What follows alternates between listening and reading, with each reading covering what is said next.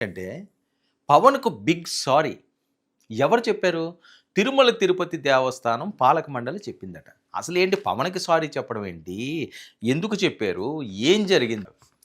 So, అదే నేపథ్యంలో తిరుమల కొండపై సొంతంగా గెస్ట్ హౌస్ నిర్మించాలని కోరిన డిప్యూటీ సీఎం. అందుకు నో చెప్పిన టీటీడీ అధికారులంటూ వస్తున్న ప్రచారం.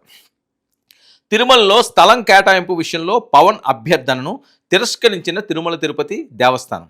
వైసీపీ హయాంలో ఇష్టం వచ్చినట్లు గెస్ట్ హౌస్ల నిర్మాణాలు, స్థలాల కేటాయింపులపై తీవ్రంగా ఆరోపణలు, సొంత పార్టీ నేతలకే జగన్ కట్టబెట్టినట్లు కూడా విమర్శలు. కొండపై సొంతంగా అతిథి గృహాలు నిర్మించడానికి గతంలో అనుమతులు, భూమి కూడా కేటాయించేవారు.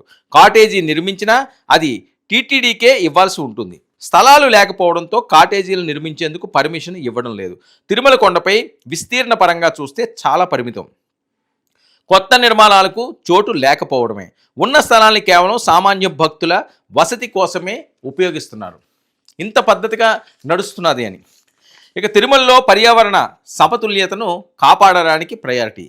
కొత్తగా ప్రైవేట్ లేదా వ్యక్తిగత కట్టడాలకు అనుమతి ఇవ్వకూడదని నిర్ణయం. ఎవరైనా దాతలు ఇక్కడ భవనాలు నిర్మించాలనుకుంటే తిరుమల తిరుపతి దేవస్థానానికి విరాళం ఇవ్వాలి. ఆ భవనాన్ని తిరుమల తిరుపతి దేవస్థానమే నిర్మిస్తుంది.